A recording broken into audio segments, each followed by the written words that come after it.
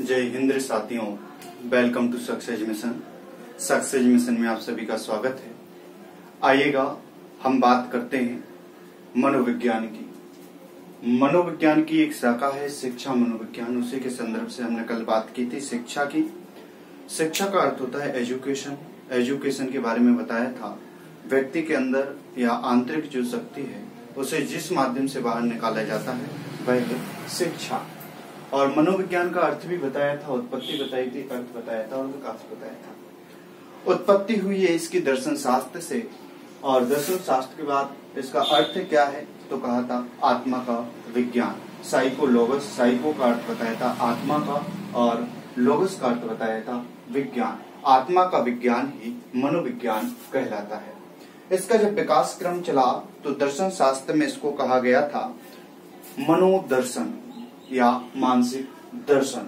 मानसिक दर्शन को कहकर 16वीं सदी में साइकोलॉजिया नामक एक पुस्तक है, उस पुस्तक में सर्वप्रथम मनोविज्ञान शब्द का प्रयोग किया गया। 17वीं सदी में मनोविज्ञान को आत्मा का विज्ञान कहा। आत्मा के विज्ञान के बाद इसे मन और मस्तिष्क का विज्ञान कहा।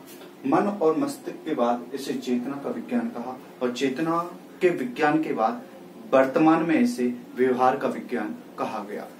एक वैज्ञानिक हुए हैं जिनका नाम है वुडवर्थ। वुडवर्थ ने कहा सर्वप्रथम मनोविज्ञान ने आत्मा को छोड़ा, आत्मा के बाद मन को छोड़ा या मस्तिष्क को छोड़ा, फिर इसके बाद चेतना को छोड़ा, और वर्तमान में जिसको उसने ग्रहण किया वह किया व्यवहार का अध्ययन। अतः व्यवहार का अध्ययन या व्यवहार का विज्ञान ही मनोविज्ञान कहलाता है।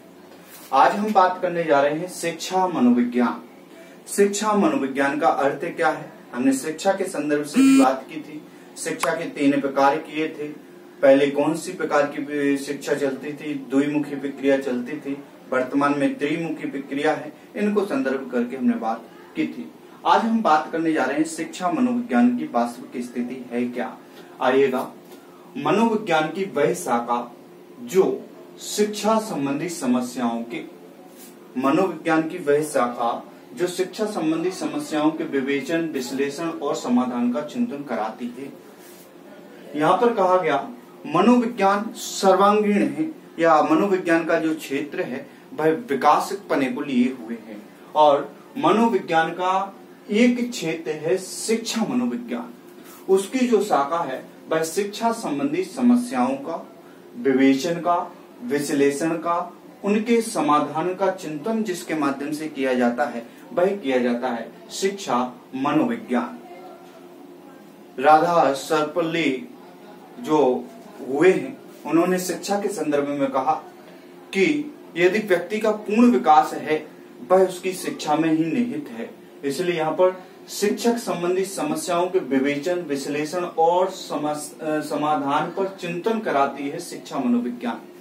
शिक्षा मनोविज्ञान के जो जनक कहे जाते हैं वह अनेक प्रकार से हैं। देखें, शैक्षणिक रूप से मनोविज्ञान का जनक या शिक्षा मनोविज्ञान का जिन्हें जनक कहा जाता है वह है थॉर्नडाइक।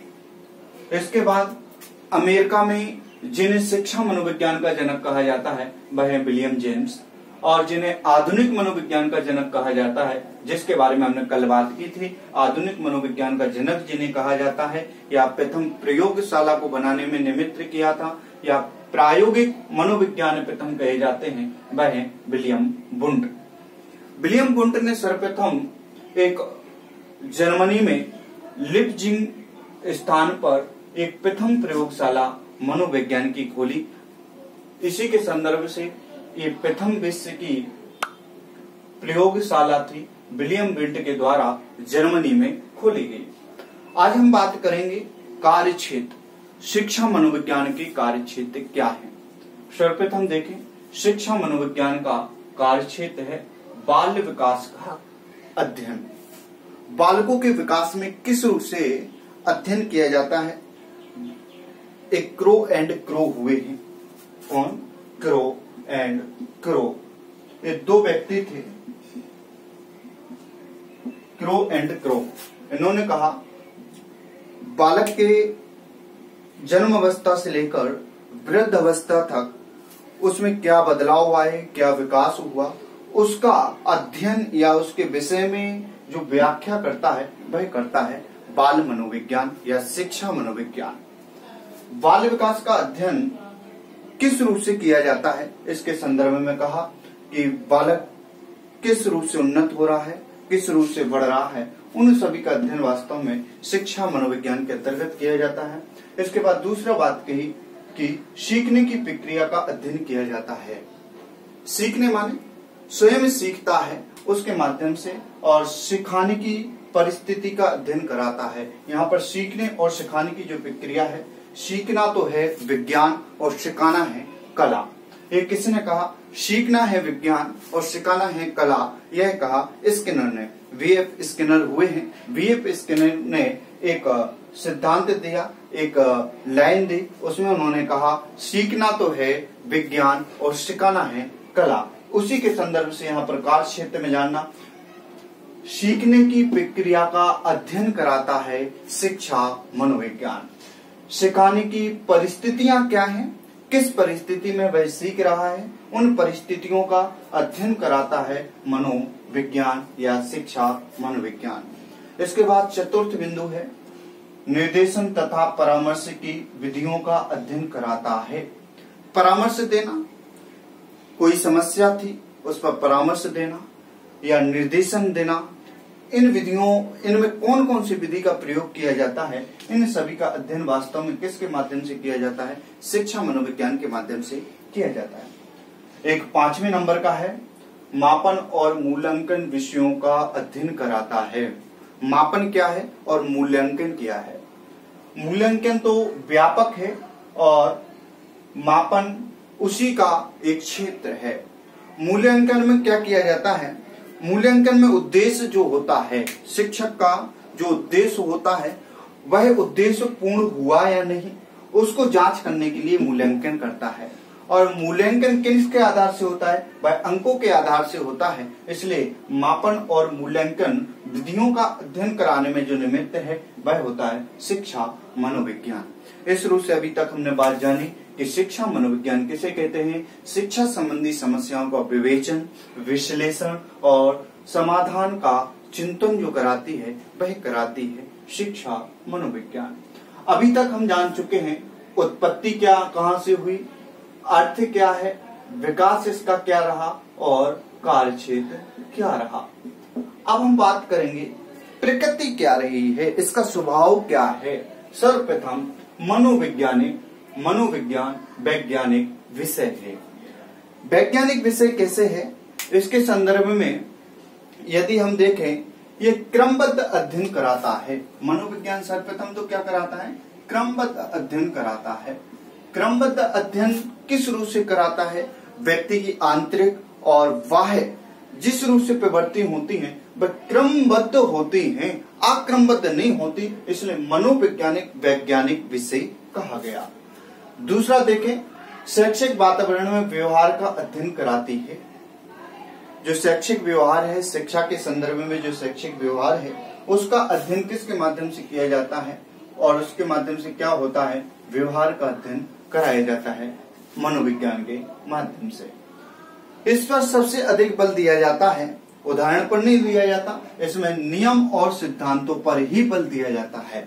इसमें जो नियम है, जो सिद्धांत है, उन नियम और सिद्धांतों पर भी सबसे अधिक बल दिया जाएगा। यह अतीत की अपेक्षा वर्तमान पर ही बल देता है। इसमें अतीत मुख्य नहीं होता, इसमें वर्तमान में प्रधानता दी जाती है। वर्तमान में बालक कैसा है, उस वर्तमान की स्थिति को जांचकर ही शिक्षा मनोविज्ञान अनेक विधियों का प्रयोग कर सकता है और उसके माध्यम से प्रयोग करता है। आपने कई बार देखा होगा, कई छात्र होते हैं, उदंडी होते हैं, उनकी वर्तमान स्थिति क्या है, वर्तमान स्थिति को ध्यान में रखकर शिक्षक अनेक विधियों का प्रयोग करता है। उनके अतीत में कैसा था उसकी अपेक्षा वर्तमान पर क्या देता है? अधिक बल देता है। इसके बाद शिक्षा मनोविज्ञान या मनोविज्ञान में भविष्यवाणी की जा सकती है। एक कहावत है, बालक के भविष्य की कल्पना उसके पलने में कर ली जाती है। अर्थात बालक को पलने में ही उसका ज्ञात कर लिया जाता है या भविष्य में कैसा होगा। एक मनोवैज्ञानिक हुए हैं, उन्होंने कहा बालक के 4 और 5 वर्ष के अंदर ही यह पता लगा लिया जाता है कि बालक आगे जाके क्या बनेगा, और इससे हम सिद्ध कर सकते हैं कि इसमें भविष्यवाणी की जा सकती है। बालक के वर्तमान गुणों को देखकर, बालक की वर्तमान प्रवृत्ति को देखकर, बालक के वर्तमान आचरण को देखकर उसके भविष्य की कल्पना की जा सकती है। इसके बाद आता है मनोविज्ञान की आवश्यकता क्यों पड़ी शिक्षा के क्षेत्र में। मनोविज्ञान नहीं होता तो क्या शिक्षण का क्षेत्र नहीं होता। तो कहते हैं मनोविज्ञान की आवश्यकता इसलिए है क्योंकि शिक्षक के लिए मनोविज्ञान की आवश्यकता इस रूप से कही है। कैसे कही है? सबसे पहले कहा कि मनोविज्ञान देता है सकारात्मक दृष्टिकोण। कि एक गिलास है, मैं आपसे पूछता हूं, गिलास है, गिलास आधा भरा हुआ है। किसी से सामान्य व्यक्ति से पूछे और वो शिक्षक होगा, वो क्या कहेगा? आधा भरा हुआ है। क्यों? क्योंकि उसका जो दृष्टिकोण रहता है वह हमेशा कैसा रहता है? सकारात्मक रहता है। शिक्षक को शिक्षा एवं शिक्षार्थियों के प्रति संवेदनशील होता है।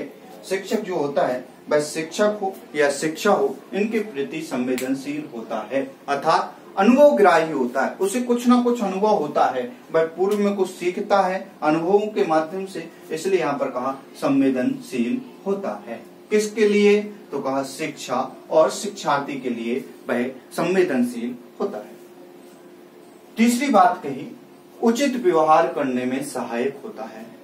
कि शिक्षक का व्यवहार कैसा होना चाहिए यह वर्तमान स्थिति पर निर्धारित नहीं करता, यह उसके व्यवहार पर निर्धारित करता है। इसलिए उचित व्यवहार करने में सहायक होता है मनोविज्ञान। इसलिए शिक्षक को मनोविज्ञान का अध्ययन करना भी आवश्यक होता है। योजना निर्माण व विधियों में सहायक। योजना का निर्माण आपने देखा होगा, जब भी टीचर आता है तो अपने सामने एक योजना रखता है कि इस रूप से हम पाठ्यक्रम को पढ़ेंगे। क्यों? क्योंकि इस कालांश में ए, इस कालांश में ए, इस कालांश में ए, इस कालांश में ए, इस कालांश में ए और इस कालांश में ए। ये जो योजना रखी गई, यह क्यों रखी गई? जिससे जो भी विधि का प्रयोग किया जाएगा, जो जिस स्तर का बालक होगा उसके लिए उन विधियों का प्रयोग किया जाता है, वह पहले से क्या होती है? पूर्ण योजनाबद्ध कार्य होता है। शिक्षक को अपने शिक्षक को प्रभावी बनाने में भी सहायक होता है, क्योंकि बालक हमेशा एक जैसे नहीं होते। बालक की प्रवृत्तियां अनेक रूप से होती हैं। उन प्रवृत्तियों को जानकर यदि मनोविज्ञान के माध्यम से जान लिया जाए तो निश्चित रूप से जो शिक्षक का शिक्षण कराने का ढंग है वह प्रभावी हो सकता है। छठा कहा शिक्षक को अधिगम योग्य वातावरण बनाने में सहायक होता है। अधिगम योग्य माने सीखने योग्य वातावरण बनाने में सहायक होता है। कि मानो कोई न्यू से बच्चा है तो उसे क्या करेगा? उस रूप को पढ़ाने की कोशिश करेगा जिससे वह उस अनुभव के माध्यम से उसे ग्रहण कर सके। आगे कहा शिक्षक को निर्देशन तथा परामर्श देने में मददगार होता है। जो शिक्षक होता है, शिक्षकों को एक तो निर्देशन और एक परामर्श, ये दोनों ही देने में क्या होता है? मनोविज्ञान मददगार होता है। इस रूप से हमने यहाँ पर बात की। एक तो दृष्टिकोण की बात की, दूसरी की संवेदनशीलता की और तीसरी की सहायक होता है। किस किस में सहायक होता है? उचित व्यवहार में सहायक होता है, योजनाबद्ध कराने में सहायक होता है, शिक्षक को प्रभावी बनाने में सहायक होता है। और फिर छठी बात क्या की थी? कहा था वातावरण अनुकूल बनाने में सहायक होता है। और सातवीं बात यहाँ पर हमने की निर्देशन और परामर्श में भी मददगार होता है। इस रूप से हमने यहाँ पर बात की शिक्षक के लिए मनोविज्ञान की आवश्यकता क्यों है। क्योंकि यदि जब तक शिक्षक मनोविज्ञान को नहीं जानेगा, जब तक वह वास्तव में उसका जो पढ़ाने का ढंग है वह निश्चित रूप से प्रभावशाली नहीं हो सकता। अब हम बात करेंगे शिक्षक, शिक्षा और शिक्षा मनोविज्ञान। शिक्षा का तात्पर्य तो होता है व्यक्ति का संपूर्ण विकास करना। व्यक्ति के सर्वांगीण विकास में जो सहायक है वह है शिक्षा। शिक्षा का उद्देश्य ही है सर्वांगीण विकास करना, सभी क्षेत्रों का विकास करना, मात्र मानसिक नहीं, मात्र शारीरिक नहीं, मात्र सांवेगिक नहीं, माने संपूर्ण क्षेत्रों का जिसके माध्यम से विकास होता है वह होता है शिक्षा के माध्यम से। परंतु इस शिक्षा के योजनाओं को बनाने में, शिक्षा के सर्वांगीण विकास में जो बाधाएं हैं, उन बाधाओं को कैसे दूर किया जाए, ये बताता है हमें शिक्षा मनोविज्ञान। यही है दोनों में अंतर, शिक्षा और शिक्षा मनोविज्ञान में, कि शिक्षा तो सर्वांगीण विकास कराती है और शिक्षा मनोविज्ञान जो विकास कराने में निमित्त थी, उन बाधाओं को दूर करने में निमित्त होती है। इस रूप से हमने यहाँ पर जाना कि शिक्षा वास्तव में व्यक्ति के सर्वांगीण विकास में कैसे सहायक होती है।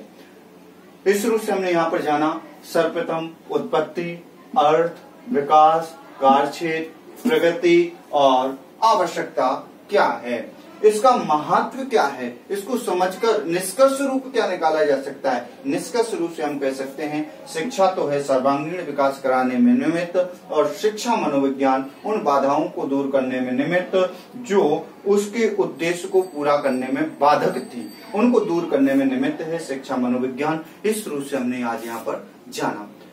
कल हम जानेंगे शिक्षा मनोविज्ञान हो, उनकी जितनी भी परिभाषाएं आई हैं जो पेपर में निश्चित रूप से पूछी जाती हैं, ऐसे चाहे यूपी टेट हो, एमपी टेट हो, सी टेट हो, आदि जितने भी एग्जाम हैं उनमें निश्चित रूप से पूछी जाती हैं, उन सभी के बारे में यहाँ पर हम परिभाषाओं के संदर्भ से कल बात करेंगे।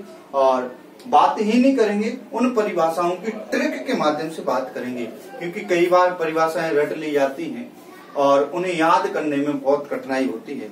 उन परिभाषाओं को याद नहीं करना, परिभाषा को समझना है। जैसे अभी अपन ने एक परिभाषा पढ़ी थी सीखने सिखाने की, ध्यान देना, कार्य क्षेत्र में पढ़ा था स्किनर ने कहा जो मनोविज्ञान है वह सीखने सिखाने की प्रक्रिया है। ये कहां से निकाल लिया? सीखना तो है कला, सीखना क्या है? सीखना तो है विज्ञान और सिखाना है कला। यही तो हमने पढ़ा। ये कहां से जाना? ये स्किनर के माध्यम से जाना। क्रो एंड क्रो ने क्या कहा, स्किनर ने क्या कहा, वुडवर्थ ने क्या कहा, आदि जितने भी वैज्ञानिक हैं उन सभी के सिद्धांतों को हम अगली नेक्स्ट क्लास में जाएंगे। जय हिंद।